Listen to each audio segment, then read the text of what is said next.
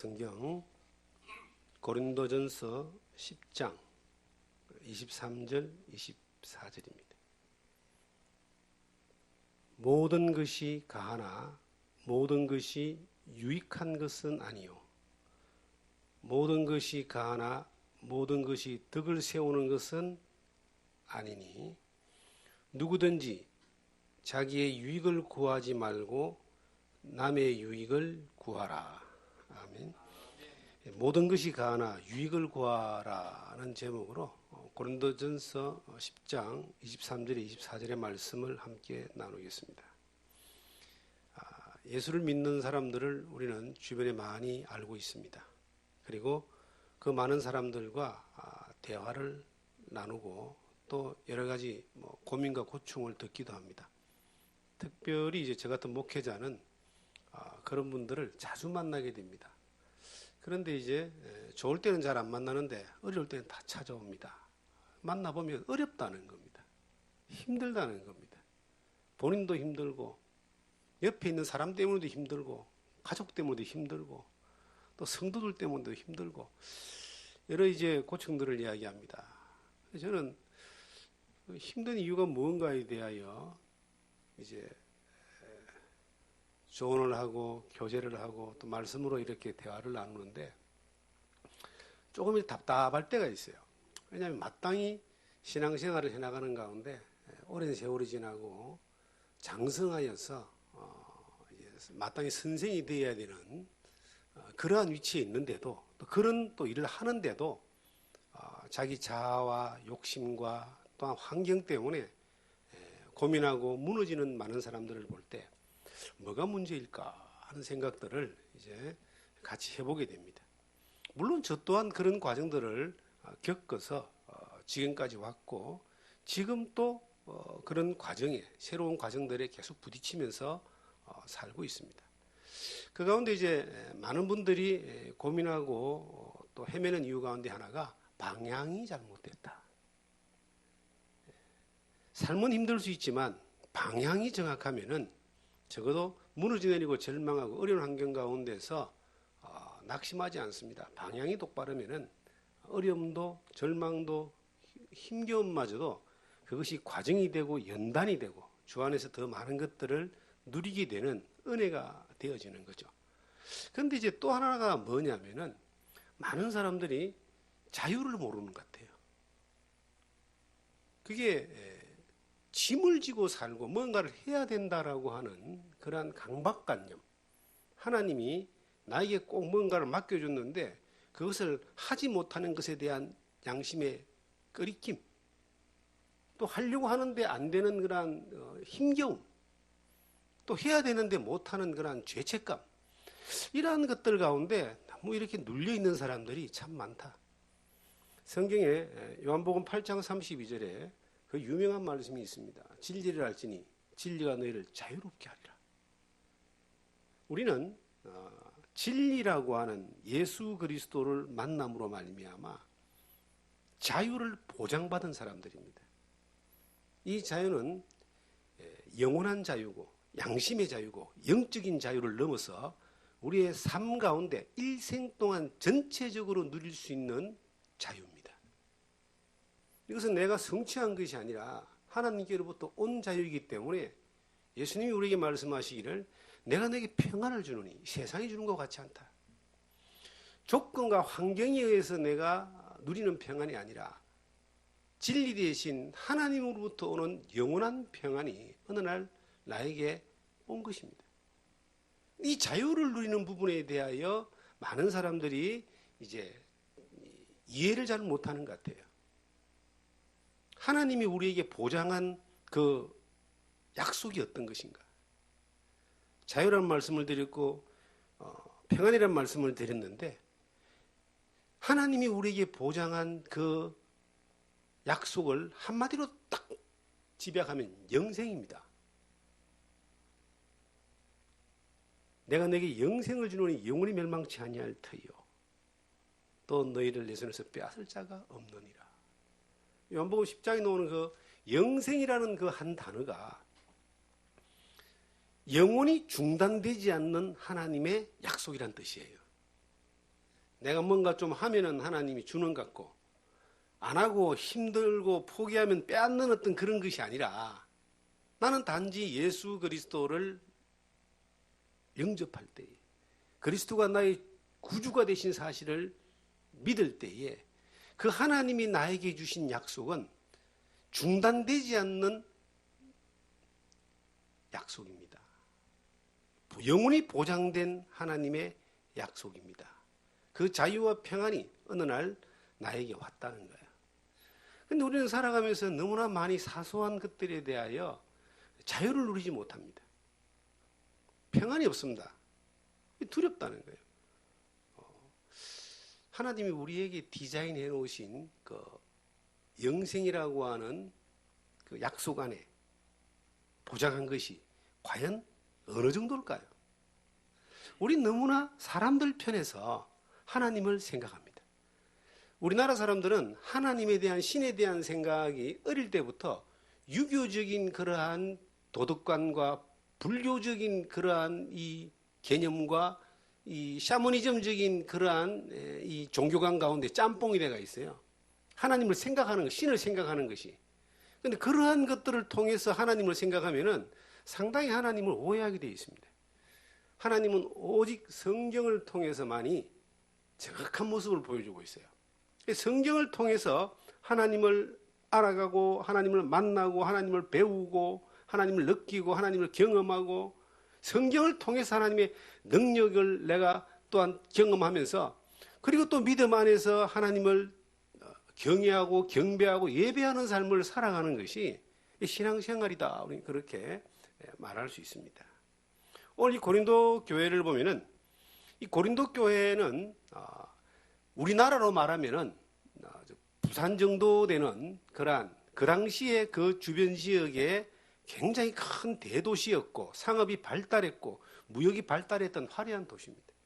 그런데 그 도시가 복음이 들어가기 전에 우상의 도시였습니다. 물론 고린도뿐만 아니라 그 복음이 들어가기 전에 그 지중해 근방에 있던 그 수많은 도시들은 다 그리스 로마의 우상들을 섬기고 뭐 그 잡신들을 섬기던 그러한 문화죠. 그런데 고린도에도 우상이 굉장히 많았습니다. 상당히 음란한 도시였습니다. 그런데 복음이 들어갔어요. 교회가 세워졌어요. 교회가 세워짐으로 말미암아 그 고린도 지역에 있는 예수를 믿는 사람들이 원래 고린도 지역에 있었던 그 우상을 섬겼던 문화와 음란했던 그러한 문화에서 구별되어 있는 예수를 믿는 사람으로 하나님을 예배하는 사람으로 이제 구별된 사람이 되는 거예요. 그런데 이 교회 안에 들어와 있는 사람들 가운데서 원래 있던 그 문화와 자꾸 이렇게 충돌이 일어나고 또 그 문화로 말미암아 혼선이 자꾸 일어나는 거예요. 그 가운데 이제 하나가 우상의 제물에 관한 부분을 여기서 이제 설명하고 있습니다. 그 당시에 이제 그 고린도 지역에는 어느 정도의 어떤 그 이 우상의 문화가 자리 잡았냐면은 시장에서 물건을 파는 모든 물건, 특히 이제 음식에 관한 그런 물건들이 먼저 시장에 나오기 전에 우상에게 한번 바쳐서 제사를 지내고 난 뒤에 나오는 거예요. 성경에 우상의 제물은 금하고 있잖아요. 그러니까 우상의 제물을 금하고 있는데 시장에서 나오는 모든 사 먹고 사는 그런 식재료가 다 우상에게 들여지고 난 이후에 나오는 거야. 이걸 먹어야 되냐 말하냐 안 먹으라니까 굶어 죽을 것 같고 먹자니까 이것도 교회에 문제가 생길 것 같고 그런 문제가 있었어요. 그 다음에 또 우상에게 바쳐진 그러한 제물들을 먹는 것이 그 당시에 그 고린도 교회 고린도 지역에서는 지극히 당연한 겁니다. 우리나라도 이제 보면은 대부분 축제를 하고 뭐 그 시족사회 그 시골 이런 데서 어떤 일을 할 때 마을 잔치를 하거나 그럴 때는 처음에 대부분 귀신 잡신을 먼저 섬기잖아요. 그죠?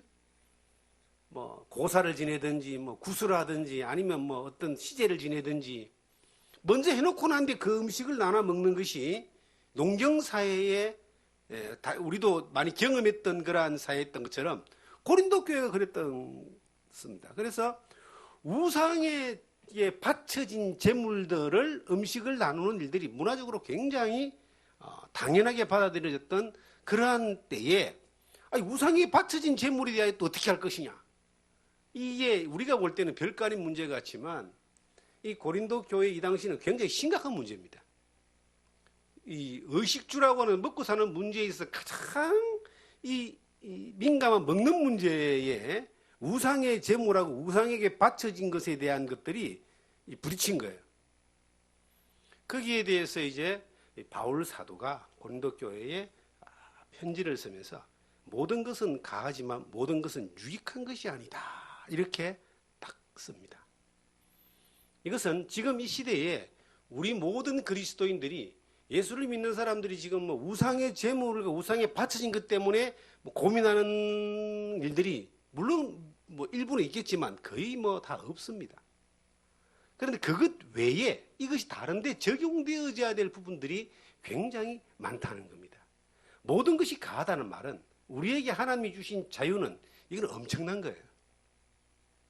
이 자유는 내가 영생을 하고 천국을 가는 것뿐만 아니라 죄에서 자유함을 입어서 죄 사함받고 용서받고 구원받아서 천국 가는 것만으로서의 자유가 아니라 이 땅에서도 하나님의 아들로서 하나님의 자녀로서 누리는 자유의 영역이 굉장히 넓은 거예요. 그런데 그 자유롭지만 모든 것이 유익한 것이 아니다. 자유롭지만 다 마음대로 누리고 살 수 있는 것은 아니다는 거예요. 이유가 있어요. 이걸 좀 사람들이 많은 성도들이 그리스도인들이 잘 구분을 하면은 세상을 살아가는 데 있어서 어떤 일을 결정하고 결론 짓고 살아가는 삶의 과정에서 상당히 도움이 됩니다. 성경은 말합니다. 우상 시장에서 파는 물건에 대해서 물어보지 말고 그냥 사서 먹으라는 거예요. 그게 우상에게 들여졌다 할지라도 우상이다 우상과 아무것도 아니다. 그 음식 자체가 다 사실은 하나님께로 온 거예요. 하나님께로 온 것이 우상에게 바쳐졌잖아요. 그러나 원론적으로 볼 때는 그걸 먹는 것은 하나님께로 온 걸 먹기 때문에 바쳐졌든지 볶았든지 아무 상관없이 그냥 먹어라. 그런데 파는 사람이 이건 우상에게 바쳐진 물건이요라고 한다면 먹지 마라. 모든 걸 먹어도 가하지만 왜 먹지 마냐? 내가 하나님을 믿고 하나님을 섬기는 사람으로 우상에게 바쳐진 것을 나는 먹어도 배탈 나거나 지옥 가는 거 아닌데 먹어도 되지만 만약에 옆에 있는 사람들이 저 하나님을 믿는다는 사람이 우상의 제물을 먹네라고 하면서 시비를 걸거나 아니면 상처를 받거나 아니면 믿음이 옆에 약한 사람의 믿음이 무너질 수 있기 때문에 유익을 줄 수 없는 거니까 유익을 위해서 하지 마라. 이건 상당히 우리에게 큰 교훈을 줍니다. 비단 우상에 대한 문제뿐만 아니라 이 세상을 살아가면서 예수를 믿는 사람들에게 하나님이 주신 자유는 굉장히 큰 겁니다. 하나님이 막으시는 원하지 않는 하지 말라고 하시는 부분들이 분명히 있어요. 십계명 가운데도 나와 있잖아요. 그 다음 특별히 우상에 대한 부분들, 다른 신을 섬기는 거 이런 부분들이 있어요. 그런 부분들에 대하여 우리가 예수를 믿는 사람은 아주 크게 말하면요. 죄 사함을 다 받은 사람들이에요. 죄의 심판을 다 벗어난 사람들입니다. 다른 말하면 어떤 죄든 심판이 예수님에게 다 옮겨졌기 때문에 심판이 나에게 오진 않아요. 그런데 왜 우리가 성경에서 말하는 하나님이 이런 부분들에 대하여 하지 말라고 딱 명령하신 부분들, 특별히 신약 교회에는 사도행전 15장에 보시면 우상의 제물과 목매의 죽은 것과 음행과 이런 것들을 하지 마라 그러잖아요. 그런 부분들에 대하여 왜 우리가 안 해야 되느냐? 한다고 해서 하나님이 나하고 나에게 주신 영생이 문제가 생기거나 하나님 약속이 문제가 생기지 않아요. 어차피 우리는 연약한 죄인들이고 이 세상에 살면서 무너질 수밖에 없고 시험받고 유혹받고 이렇게 도전받고 넘어질 수밖에 없는 약한 존재라는 것을 아시기 때문에 하나님 우리에게 예수 그리스도로 말미암아 단번에 주신 그러한 십자가의 은혜로 믿음으로 말미암아 영생을 약속하신 거예요. 한 번 믿고 난 이후에 네가 지금부터 잘 살고 제한지하에 천국 간다 그러면 천국 누가 가겠어요? 십자가 위에 강도나 가지. 믿고 바로 죽은 사람. 그런데 예수님은 우리에게 우리 연약함을 아시기 때문에 질고를 다 짊어지시고 하시고 영원한 속죄를 주신 거예요.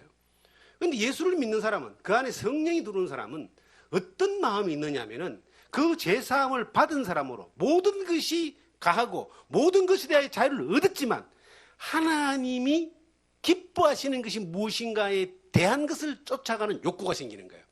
성령이 들어온 사람. 그래서 그 욕구 가운데서 그 성령의 소욕을 따라서 사라져가는 모습이 그 신앙의 과정이고 그 싸움이고 그 승리를 통해서 또 하나님이 승리하게 하시고 힘을 주시는 거예요. 우리는 이 세상을 살면서 이 예수를 믿는 삶으로 사는 데에 굉장한 도전을 지금 받는 시대에 살고 있습니다. 옛날에 지금부터 50년 전, 100년 전에 예수를 믿은 사람들은 단순했습니다. 예수를 믿는 것 때문에 내가 조상을 섬기고 불교를 믿고 했던 모든 세상의 제약을 쫓아갔던 모든 것들에 대하여 나는 예수를 믿는다 그러면 그거하고 완전히 담을 딱 삭게 돼 있는 거예요. 그럼 단순하게 그 외부의 세력과 내 안에 있는 예수를 믿는 것과의 1대1의 대치가 되기 때문에 선택이 단순한 겁니다. 그때는 예수 믿을래 죽을래 이게 단순하거든요. 지금은 어떻게 되어 있냐면 그때보다 굉장히 복잡해져가 있어요. 예수를 믿는 그 안에서도 이게 여러 가지 어떤 주장하는 세력들이 많이 생기고 놀라운 것은요, 지금 동성애라든지 아니면은 이 차별금지법이라든지 아니면 공산주의 사상이라든지 이런 세력들이 멀리 옛날에는 교회 안에는 기독교 안에는 그런 세력이 들어올 수 있는 자리가 없었어요. 지금은 기독교 안에 그게 다 들어와 있습니다. 이것이 세부적으로 이 사탄의 공격이 모든 것들을 이제 다 가하게 만들어가지고 이걸 다 집어넣어서 트랜스젠더라고 하는 사람들이 지금 목사로 활동합니다. 어디서 미국이나 유럽에서 하나님의 창조 질서를 거역한 사람들이 하나님의 말씀을 전하고 있어요. 그들도 물론 예수가 필요한 사람이긴 하지만 그들의 사상과 요구가 올바른 것이 아니라는 거예요. 지금 우리가 상당히 혼돈을 느끼고 있는 지금 이 사회주의 이론, 우리나라는 지금 이제 종북, 주사파, 진보. 근데 그 세력 안에도 기독교라고 하는 그 세력이 굉장히 크게 자리 잡고 있습니다. 성경하고는 안 맞는 거거든요. 사람들이 이제 혼돈이 막 생기는 거예요. 이게 맞는가 저게 맞는가 굉장히 혼돈이 생기는 겁니다. 성경에 모든 것이 가하다고 해놨단 말이죠. 그럼에도 불구하고 그것이 가하지만 성경에 기록되어 있는 하나님의 말씀은 이거 옳지 못하고 잘못된 것이다라고 성경은 또 말하고 있습니다. 저는 예수를 믿고 난 이후에 가장 먼저 딱 부딪혔던 하나의 이 문제는 제일 먼저 성경을 보다가 창세기부터 성경을 보는데 창세기에 하나님이 창조주라고 하는 것에 대하여 믿어졌고요. 생명이 피에 있다는 말씀이 믿어졌어요. 예수를 바로 믿고 성경을 보다가 굉장히 단순하게 믿어진 거예요. 창세기 9장 가보니까 모든 육체를 하나님이 홍수 이후에 식물로 주는데 피채 먹지 마라. 생명이 피에 있다는 말씀이 딱 꽂혀버린 거예요. 그리고 그때부터 저는 피는 먹으면 안 되는구나. 또 신약을 보니까 피를 먹지 말아 해놨어요. 저는 개인적으로 그래 이건 안 해야 되겠구나 그렇게 마음을 먹었어요. 그런데 많은 예수 믿는 사람들은 또 피를 먹는 사람들이 있어요. 순교도 먹고 뭐 선지도 먹고. 그러면 그게 먹는 게 죄냐? 죄라고 말할 수 없는 겁니다. 그것도 하나님께로부터 음식이라고 말할 수 있어요. 근데 저는 제가 볼 때 이거는 아니구나.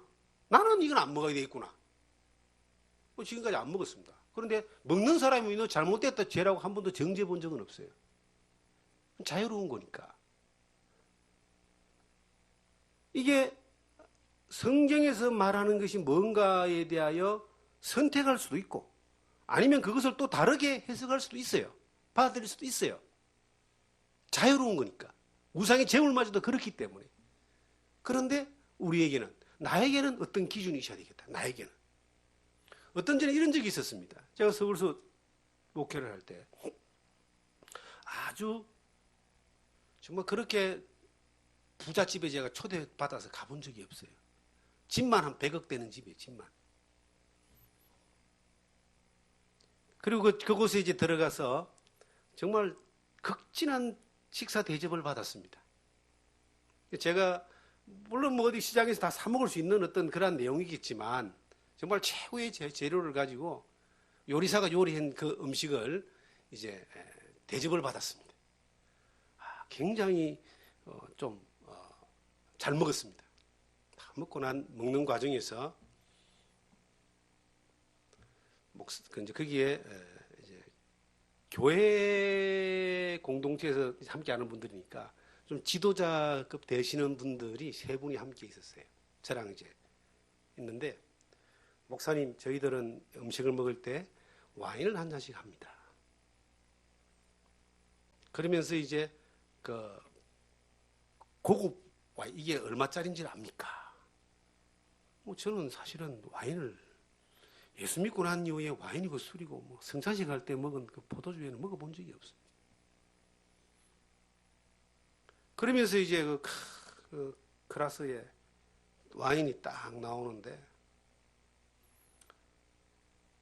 제가 그걸 먹었을까요? 먹지 않았을까요? 그 좋은 분위기에 그 화려한 음식을 먹고 그 화기애애한 그 분위기에 말입니다. 제가 안 먹었습니다. 먹는다고 해서 제가 여러분들을 정죄하지 않습니다. 그러나 저는 안 먹습니다. 저는 이걸 먹을 수가 없습니다. 만약에 먹었다면 아마 그분들도 그렇게 먹는 것이 처음에 누군가에 의해 권해가지고 먹다 보니까 좋으니까 또 같이 또 먹고 그랬겠죠.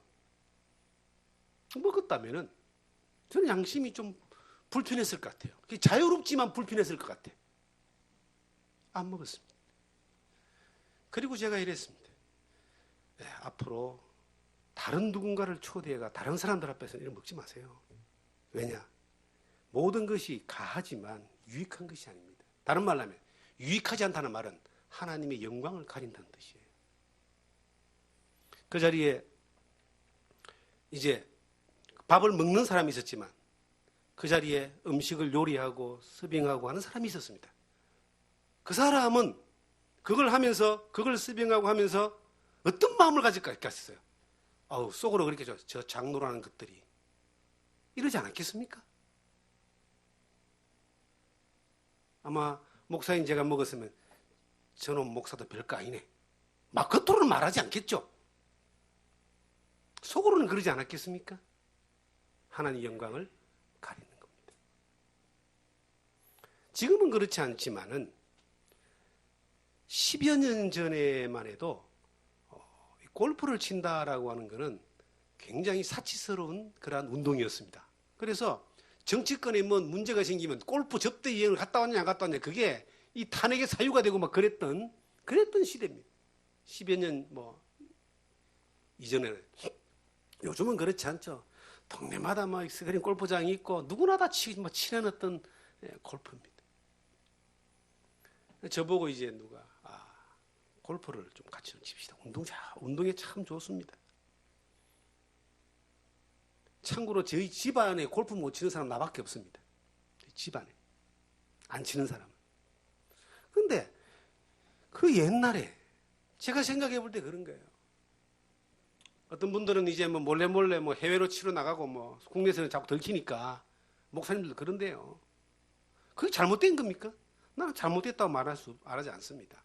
그런데 모든 것이 가하지만 이게 유익을 줄 수 있는 것은 아니라는 거예요. 하나님 영광을 가릴 수 있습니다. 성도들은 정말 하루 벌어서 하루 먹고 없는 돈 따로 구별해가지고 하나님 앞에 헌금 드리고 그렇게 사는데 골프를 치고 다니고 뭐 그런다는 것은 이게 가하지만 유익한 것도 아니고 그리고 하나님의 영광을 가리는 거라고 판단되니까 안 합니다. 그러니까 친한 목사님이 자기 동생이 골프 연습장을 개업을 했어요. 원주 시내에 있는데. 그냥 치자는 거예요. 그냥. 본인도 그냥 치고 목사님도 오시면 막 골프 채하고 용품도 다 있으니까 그냥 와서 좀 칩시다 그래요. 근데 그냥도 치기 싫습니다. 모든 것이 가하다고 맞아요. 근데 그냥도 난 치기 싫어요. 근데 한 번도 안 쳐봤어요. 저희 형님이 부산에서 그 골프 연습장을 해요. 근데 규모가 굉장히 커요. 그 홀이 한 20개 이상 있다고 봐요. 그 빌딩 안에 들어가 있는데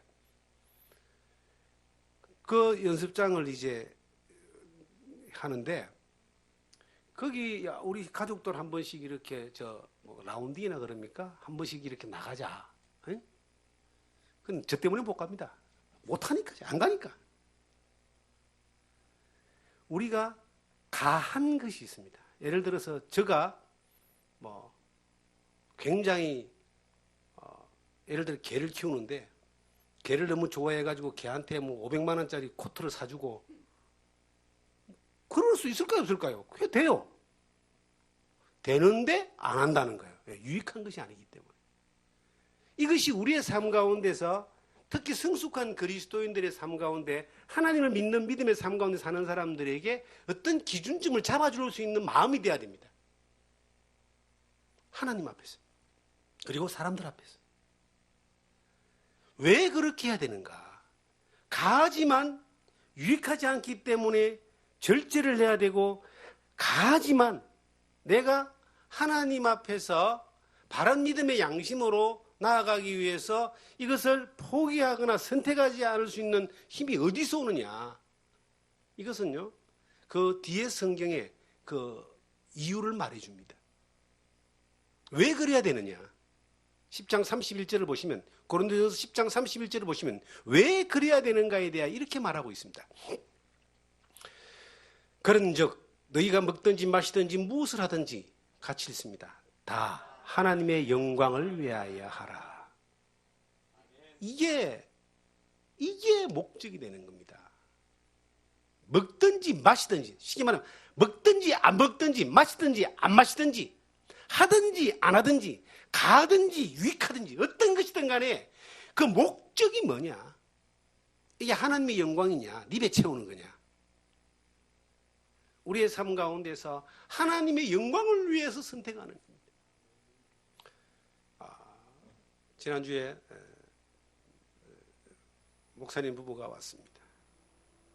같이 이제 대화를 나누고 또 뭔가 조언을 하고 교제를 나눴는데 참 너무 바쁘게 사는 것 같아요. 제가 너무 바쁘게, 그분들이 너무 바쁘게 살아요.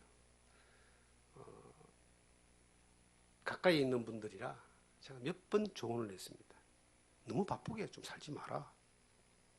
너 방향을 잃어버린다. 방향을 잃어버린다고 분명히 이야기를 했어요. 그리고 두 번째, 너에게 소중한 것은 이제 우선순위가 참 중요한데 하나님 다음으로 우선순위가 아내,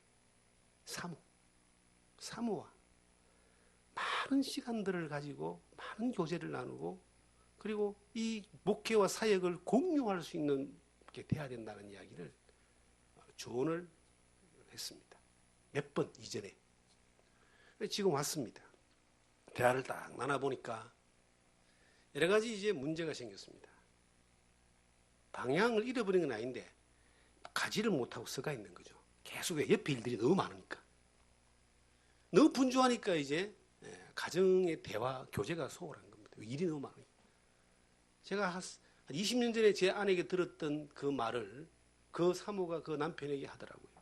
제가 20년도 전에 한 25년 전에 처음에 목회를 해나갈 때 제 아내가 이런 이야기를 했습니다. 성도들에게 하는 만큼 10분의 1만 나에게 해달라. 한 25년 전에 들었던 이야기입니다.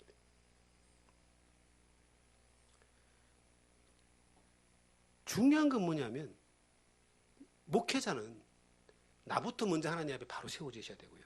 그 다음에 내 가정이 믿음 안에서 바로 세워지셔야 됩니다. 그리고 그 다음에 이게 되어져 가는 거예요. 근데 내가 안 세워져 있고 가정이 안 세워져 있으면, 가정이 믿음 안에 안 세워져 있으면 바깥 일은 될 수가 없어요. 분주하기만 하죠. 어떤 역사가 나타나지 않습니다. 왜 그럴까요? 이 모든 것들에 대해 원인은 뭐냐? 하나님 영광을 위해서 하는 것들을 놓쳐버렸기 때문입니다. 내가 바빠도 하나님 영광을 위해서, 내 자녀도 하나님 영광을 위해서, 내 건강도 하나님 영광을 위해서, 하나님의 영광을 위한 것이 나에게 딱 기준이 딱 돼가 있으면은 모든 것이 가해도 유익을 쫓아 하나님의 기쁨과 영광을 위해서 선택할 수 있는 거예요. 신앙생활은 선택입니다, 여러분. 열심히 해서 내가 뭔가를 이루면은 이것이 뭔가 성공이라고 생각하는데, 외형적으로 보여지는 것들이 내게 많이 온다 할지라도 더 많은 것들을 놓쳐버리고 잃어버리면, 계산해 보면요, 똑같은 겁니다. 제가 이전에 이런 이야기를 한 적이 있습니다. 우스운 이야기인데요. 아마존에서 어느 서울 미국의 그 기업가가 재벌인데요. 이분이 아마존에 이제 여행을 갔답니다. 이제 좀 너무 복잡하고 힘들고 하니까 여행을 가기 위해서 아마존 이제 브라질 밀림에 가서 아마존에 여행을 쫙 가는데, 어느 날 이제 보트를 하나 이제 빌려가지고 보트를 타고 아마존 강을 쫙 올라가면서 여행을 하는 겁니다. 하는데 그 여행하는데 젊은 청년이, 정말 잘생기고 똑똑한 청년이 그 보트를 가지고 이제 이 사람을 태우고 아마존 여행 가이드를 하는 거예요. 그래서 이제 그 재벌 회장이 그 젊은이 보고, 이 젊은이 인생을 이렇게 낭비가 되겠는가? 당신 보니까 참 똑똑하고 이목구비도 헐친하고 큰 일을 할 수 있을 텐데 왜 여기서 이 배를 이렇게 운전하면서 시간을 낭비하는가? 이렇게 물어본 거예요. 그래서 그 젊은이가 그랬답니다. 회장님은 앞으로 어떤 계획을 가지고 있습니까? 그랬더니, 나는 이제 일선에서 은퇴를 해가지고 좀 정리를 하고 난 뒤에 조용히 이 아마존 같은 이곳에, 이 밀림에 와서 편안하게 살 수 있는 그러한 자연인으로 살고 싶네. 그랬다는 거예요. 그랬더니 그 젊은 청년이 웃었다는 거예요. 하하하하. 인생은 내가 낭비한 게 아니라 회장님이 낭비한 겁니다. 회장님은 평생 동안 그래 살다가 이제 마지막에 몇 년 안 남은 걸 이렇게 와서 이곳에서 자연 누리고 살고 싶어 하시네요. 나는 지금부터 자연 누리고 삽니다. 회장님이 인생을 낭비한 거예요. 저는 그 내용을 어느 날 책을 통해서 보면서 오래전에 봤던 내용입니다. 굉장히 시사하는 바가 컸습니다.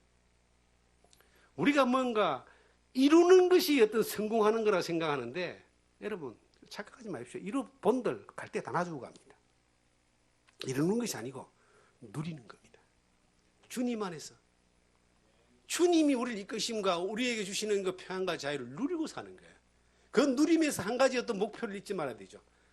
모든 것이 가하지만 모든 것이 유익한 것이 아니다. 하나님의 영광을 위해서. 그 하나님의 영광을 위해서라는 기준이 딱 세워져 있으면, 하나님이 내게 허락하셔서 살아가는 모든 환경과 여건 가운데서 하나님이 나로 하여금 뭔가를 이루어 가시는 거예요. 내가 뭘 이루는 게 아니고 하나님이 이루어 가시는 게, 뭘 이루어 가실까요? 저는 이 성경을 보면서 해답을 얻습니다. 마지막 절에 보시면은,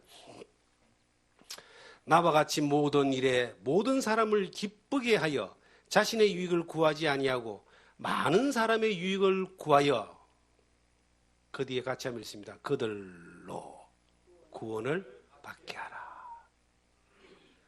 우리가 하나님의 영광을 위해 살아가는 목적을 두고 살면 우리를 통해서 다른 사람들이 구원받게 됩니다.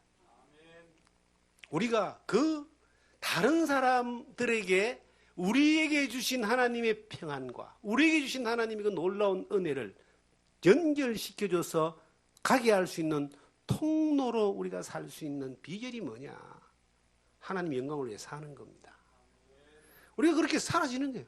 우리가 그 하나님 안에서 자유를 누리고 그 자유 가운데 하나님 영광을 위한 목적이 뚜렷한 가운데서 하나님의 은혜를 누리며 사는 거예요. 오늘도 그래 살고 내일도 살고 사는 거야. 주시는 대로. 그러면 그 삶 가운데 어떤 일이 벌어지느냐? 다른 사람이 구원받는 일이 벌어집니다. 이 세상에서 교회가 혹은 예수 믿는 사람이 해야 되는 가장 중요한 두 가지를 이 성경은 지금 고린도전서 10장 이 31절부터 33절은 우리에게 명령하고 있습니다. 첫째는 하나님을 사랑하는 건데 이것은 하나님의 영광을 위해 사는 것이다. 둘째, 이웃을 사랑하는 것인데 이것은 이웃에게 예수의 복음으로 구원받게 하는 것이다. 우리 주변에 예수를 믿어야 되는 사람들이 굉장히 많아요. 물론 여러 가지 방법들이 있겠죠. 일일이 찾아다니며 전도할 수도 있고 또 어떤 구제할 수도 있고 뭐 교육사업을 할 수도 있고 봉사할 수도 있고 여러 가지 방법이 있습니다.